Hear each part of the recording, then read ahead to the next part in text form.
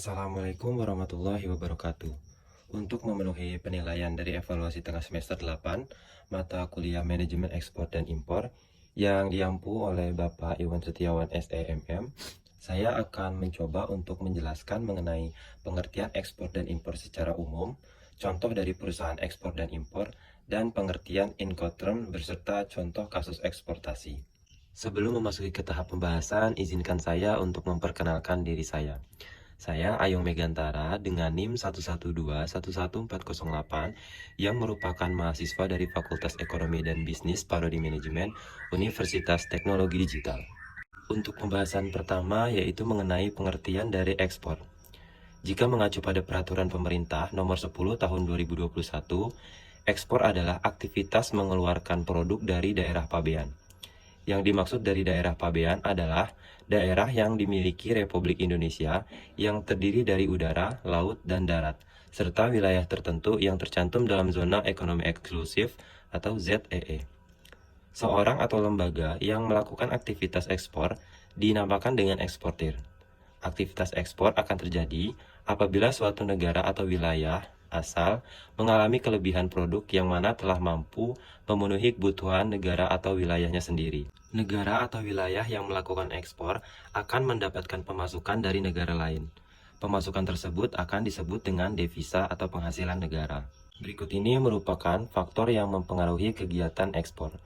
Yang pertama adalah kebutuhan pasar yang belum tercukupi di luar negeri sehingga perlu dilakukannya ekspor. Kemudian eksportir memahami situasi dan kondisi pasar laut negeri. Sebagai contoh, kondisi pasar membutuhkan barang berupa mobil, maka eksportir akan mendistribusikan ke wilayah tersebut. Kemudian faktor iklim. Iklim bisnis yang mampu diciptakan oleh pemerintah. Kemudian adanya kerjasama dan perjanjian internasional yang membuat aktivitas ekspor impor dapat terjadi. Pembahasan selanjutnya mengenai pengertian dari impor. Dalam peraturan pemerintah nomor 10 tahun 2021 menjelaskan bahwa impor adalah aktivitas memasukkan barang ke dalam daerah pabean. Adapun barang yang dimasukkan terdiri dari berbagai macam, mulai dari kendaraan, transportasi, hingga tenaga manusia. Adapun produk impor merupakan produk yang tidak dapat diproduksi dalam negeri sendiri. Orang atau lembaga yang melakukan aktivitas impor disebut juga importir. Keuntungannya didapatkan dari harga produk tersebut yang mana biasanya lebih murah daripada produk dalam negeri. Untuk mengawasi produk ekspor dan impor, maka hadirlah bea cukai. Setiap produk yang impor pasti akan dikenakan pajak sesuai dengan jenis-jenisnya masing-masing. Berikut ini merupakan faktor yang mempengaruhi kegiatan impor. Yang pertama adalah tidak bisa memproduksi barang atau kehabisan bahan baku, sehingga perlu melakukan impor dari wilayah lain. Yang selanjutnya adalah sudah mampu menghasilkan produk, tetapi tetap tidak bisa memenuhi kebutuhan dalam negeri. Kemudian yang terakhir adalah biaya produksi lebih mahal, sehingga untuk menekan dan menguranginya, maka lebih memilih impor dari wilayah lain. Pada slide berikut ini merupakan contoh dari perusahaan yang melakukan ekspor dan impor. Antara lain ada Toyota dan Samsung Electronics Indonesia. Toyota Motor Manufaktur Indonesia yang merupakan salah satu perusahaan perakitan kendaraan dan pembuatan bagian-bagian serta komponen pendukung lainnya. PT Toyota Motor Manufaktur Indonesia merupakan salah satu perusahaan eksportir kendaraan terbesar di Indonesia dengan total nilai ekspor mencapai $2.601. Kemudian Samsung Electronics Indonesia yang merupakan perusahaan yang memproduksi peralatan elektronik, komputer, dan optik. Perusahaan ini pernah menjadi salah satu importir produk dengan nilai importir mencapai $919 per tahun. Selanjutnya adalah mengenai pengertian Incoterms. Incoterms merupakan singkatan dari International Commercial Terms atau istilah dalam komersial internasional. Istilah ini merupakan suatu terminologi atau ketentuan yang digunakan bagi para pelaku perdagangan internasional ketika mengirim barang dalam transaksi atau kontrak. Istilah komersial internasional juga berisi semua tugas, resiko, dan biaya bersangkutan selama transaksi penjualan dan pembelian barang berskala internasional. Berikut ini merupakan tujuan dari Incoterms. Incoterms dibuat untuk meminimalisir berbagai bentuk kesalahpahaman yang sering terjadi antara penjual dan pembeli.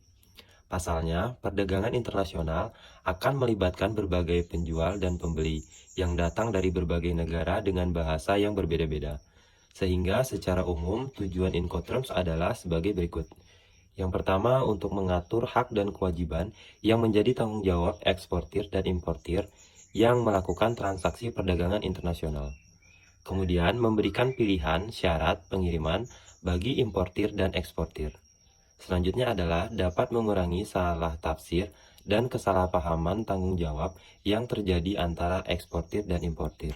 Selain itu, istilah-istilah yang terdapat dalam Incoterms juga akan berdampak pada buku-buku bisnis. Dengan menggunakan istilah dalam Incoterms, laporan akan lebih mudah dibaca dan dapat mudah dipahami. Selanjutnya adalah contoh dari Incoterms yang biasa digunakan dalam transaksi perdagangan internasional. Antara lain yang pertama ada EXW atau EXW. Berarti penjual hanya diharuskan menyediakan barang untuk diambil oleh pembeli di lokasi bisnis penjual atau lokasi lain yang telah ditentukan. Di bawah EXW, pembeli menanggung semua risiko dan semua biaya transportasi. Selanjutnya free carrier atau FCA. Berarti barang-barang diangkut hingga sarana pengangkut. Tidak termasuk biaya pengangkutannya dan diharuskan menyebut nama tempat di mana barang berada. Kemudian free on board atau FOB. Artinya peralihan segala risiko atas barang dari penjual kepada pembeli. Terjadi ketika barang telah melewati rel kapal atau pagar pengaman kapal di pelabuhan yang telah disebutkan. Pembeli atau penjual dapat menanggung semua risiko dan biaya transportasi tergantung pada apakah barang dijual berdasarkan skema FOB shipping point or FOB destination point. Berikut ini merupakan salah satu contoh dari Incoterms free on board atau FOB. Perusahaan pertambangan menjual barang tambang ke perusahaan X dengan harga Rp1.000.000 per ton, menggunakan klausul free on board. Dengan klausul ini artinya perusahaan X harus membayar sebesar harga barang Rp1.000.000 dikali total ton yang dibeli dan juga biaya pengiriman via laut. Namun pada kondisi tertentu perusahaan X mungkin juga harus mengeluarkan sejumlah tambahan biaya untuk kebutuhan pengiriman agar barang benar-benar sampai ke tujuan.